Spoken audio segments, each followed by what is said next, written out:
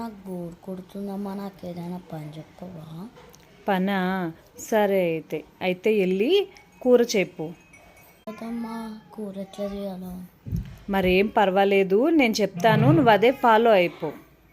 సరే అమ్మా. ఎన్ని స్పూన్లు వేయాలి? నూనె 2 స్పూన్లు వెయ్యి. సరే.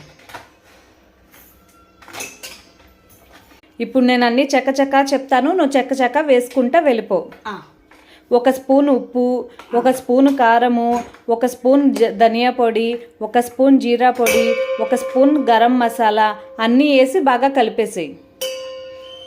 ఇప్పుడు కూర అయిపోయిందా అమ్మా? సరే అయితే 1 స్పూన్ కూర తీసుకొచ్చి నాకు టేస్ట్ చేస్తాను, ఎలా ఉందో చూద్దాం. ఇంకా స్పూన్లు లేవమ్మా. ఏమైపోయినాయే?